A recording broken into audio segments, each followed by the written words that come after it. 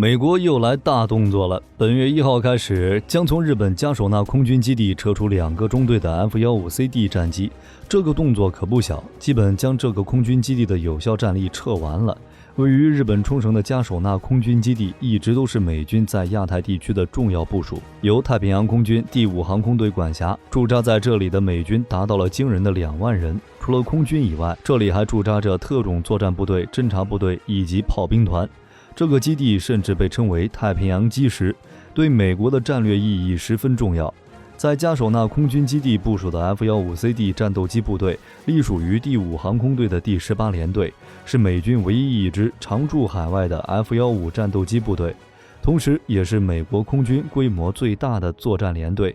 其下辖的44、67战斗机中队共计装备了54架 F-15CD 战斗机。第18联队除了 F-15，还拥有 E-3 空中预警机、KC-135 同温层加油机以及 HH-60G 铺路鹰直升机等，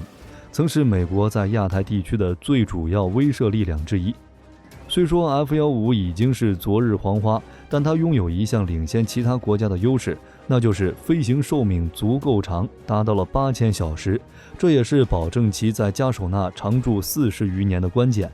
部署在这里的 F-15战机，年纪最大的几架是1978年采购的，最新的也是1985年采购的。当然，这一点很多人都能理解，毕竟每支战机基本都拥有超长的飞行寿命。过硬的材料和工艺在赋予其良好机械特性的同时，还能够保证足够长的疲劳时间。美军对战斗机平时与战时的运用同样重视，凭借着优秀的设计理念，尽管高质量的机体材料价格更贵，但更长的使用时间反而能够降低全寿命成本。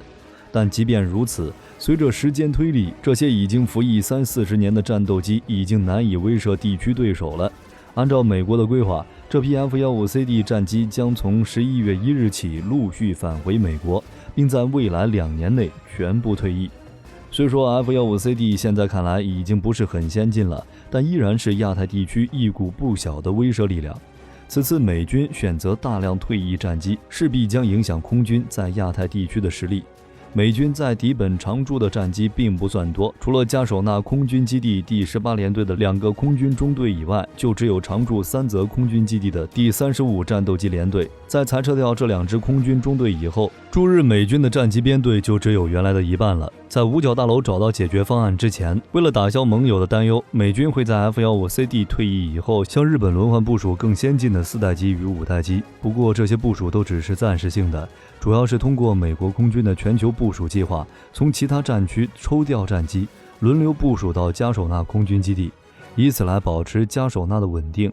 所谓轮换部署，就是不常驻加手纳，招之即来，挥之即去。在这批战机退役的前6个月，美军可能会将 F-22隐身战机部署在加手纳空军基地，很可能来自阿拉斯加埃尔门多夫空军基地。以后其他型号的战斗机也将会在加手纳轮换部署。美军选择将 F-15CD 退役，拥有2方面的原因。其一，这批战机的机龄确实比较长了，机体老化已经到了退役时间。根据美国2022财年的国防授权法案，空军将率先退役48架 F-15CD， 同时还希望在2023年再削减61架 F-15C， 这将使 F-15C 机队减少到107架，大约是2021年规模的一半。另一方面，目前美国空军仍有不少 F-15CD 正在服役中，作为替换的 F-22， 因为维护与飞行成本比较高，早期诞生时又独孤求败无敌，很痛苦。于是在生产了187架以后，美国便选择关闭了 F-22 的生产线，直接后果就是生产数量严重不足，想要替代 F-15成为了奢望。而且 F-22 已经停产了10来年了，有一部分已经失去了飞行能力。美国空军甚至在2023年已经开始安排 F-22 的退役了，想要常态化部署到亚太地区几乎不可能了。被迫营业的 F-15为了能更好地完成任务，只能在原定退役时间内继续飞行，为了不落伍，也只能选择持续升级改进。这些 F-15CD 虽说进行过升级，但在亚太地区其性能已经有些落后，难以挑起大梁了，而且也没有进一步升级延寿的价值。回顾1979年美国刚将 F-15CD 部署到加手纳空军基地的时候，苏联的苏27才刚刚定型，米格29还在研制中，在亚太地区 F-15就是无敌的存在。而那时候的中国空军最先进的歼8也才刚刚定型，空军主力还在使用歼6、歼7战斗机。从战机世代来看，美军的 F-15少说领先了整整1代以上。如今美军这些剩余的 F-15CD 老将在进行升级前打一下 AIM-7 中距弹，在升级了火控系统以后，也可以发射最新的 AIM-120 中距空空导弹。此外，战机的雷达与航电系统也经过了升级改进，但依旧有人认为 F-15系列战机仍存在战力不足的问题。冲绳是美军无论如何都不能放弃的战略要地，辖区内的加手纳空军基地更是美军在亚太地区最大最完善的空军基地。但偌大的加手纳却没有能碾压地区强国的战机，肯定不是一件体面的事情。美军加手纳空军基地部署了近200架各种战机，如此庞大的数量也让其成为集火打击的目标。发生冲突时，有可能会遭遇到毁灭性打击，而这也是美军选择撤出 F-15CD 的一个重要原因。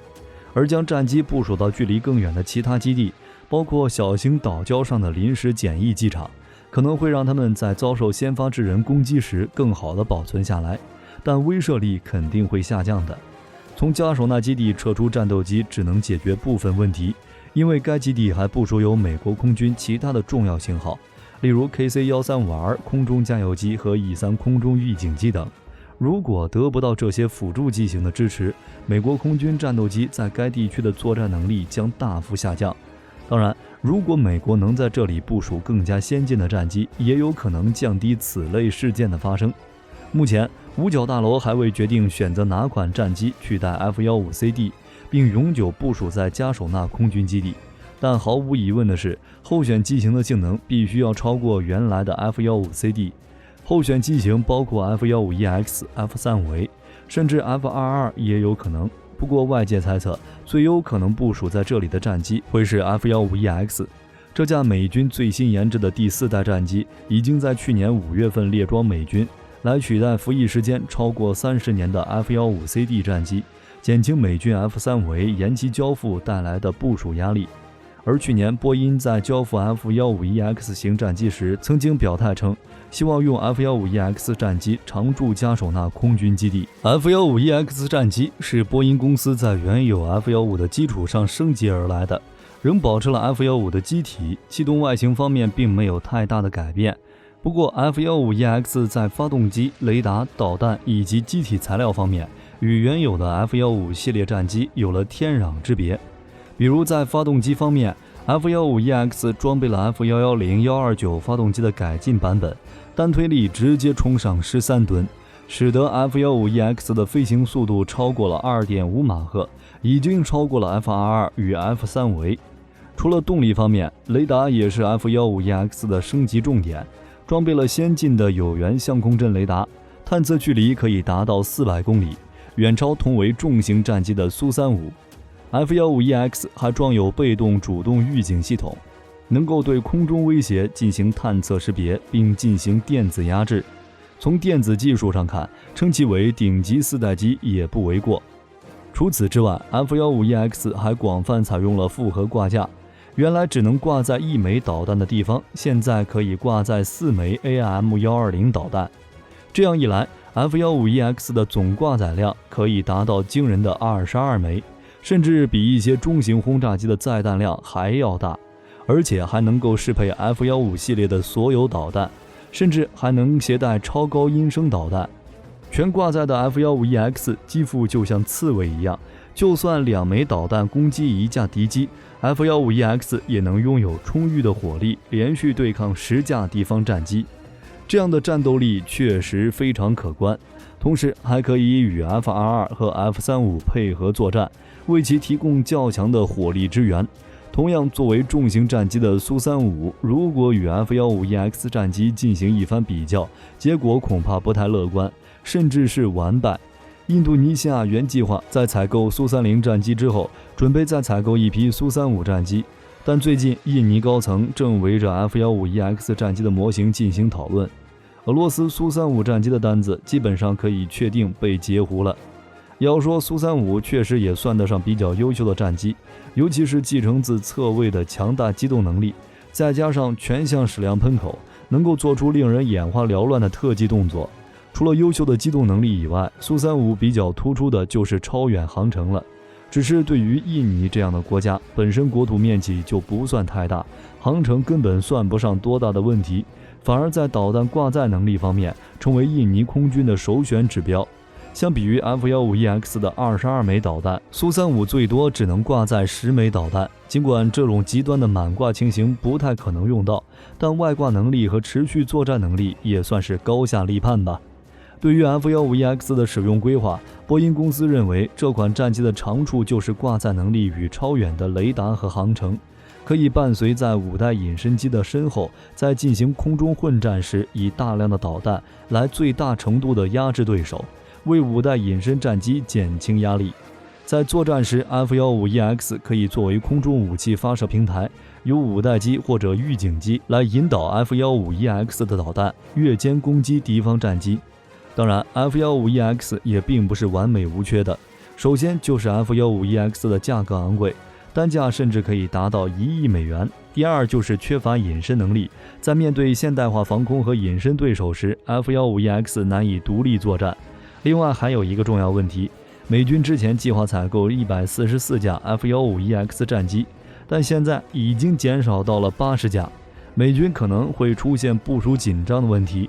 除此之外，在去年 F-15EX 的首架预生产型才交付给美国空军装备司令部的第40飞行测试中队进行性能测试，预计到2024年 F-15EX 才会转交给第173战斗机联队批量培训飞行员。等到2025年，俄勒冈州第142战斗机联队才会成为第一个装备了 F-15EX 战斗机的联队。F-15EX 距离正式成军还有4年之久，远水解不了近渴呀。当然，美军也可以选择其他军事基地的战机来轮换部署，直到 F-15EX 顺利成军。除此之外，美国也可以选择 F-35A 来取代加手纳退役的 F-15CD。现如今，美军现役 F-35A 数量已经超过了250架，对于美军而言，拧巴拧巴还是能往加手纳再派驻几十架 F-35A 的，而且 F-35A 还拥有隐身优势，在与3代、4代机模拟对抗的时候，能取得1:10甚至1比几十的交换比，用它来压制亚太地区的军事强国，似乎再合适不过了。今年1月，美国海军陆战队的第1支 F-35B 战机部队已经按计划部署到日本冲绳，这是美军 F-35战机首次整舰至海外部署。F-35战机先进的性能，除了表现在以飞行性能为主的传统能力上，还体现在以电磁频谱为主的新兴能力上。特别是该机能够借助隐身性能、雷达、光电传感器、数据链、电子战等，将传感器数据融合成一个统一图像，提供给飞行员，从而实现综合作战能力的巨大提升。如果加索纳空军基地真的选择部署 F-35A 的话，估计也是要等等的。毕竟有一大波美国盟友正在等待这个订单，除非美国真的选择抽调空军其他部队的战机。但不可否认的是， F-35A 的到来绝对要比 F-35EX 的威慑力要强。最好的方式可能还是两者混合部署在加手纳空军基地， F-35A 在前方敲掉敌方防空雷达， F-15EX 在后方负责扔导弹。美国这次计划将 F-15CD 从加手纳空军基地撤走，很多人可能会觉得这是不是美国对亚太地区没有以前那么重视了？其实不然，这恰恰说明了美国为了保持对亚太地区的威慑，才会选择撤走这批老旧战机。反正留着也不是战斗力，撤走换新还能增强加手纳空军基地的军事力量，以此来达到增强地区威慑和部署的目的。好了，本期内容就到这里了，你们觉得最终会是哪一款战机来到加手纳呢？欢迎评论区猜测一下。我是火力军，咱们下期再见。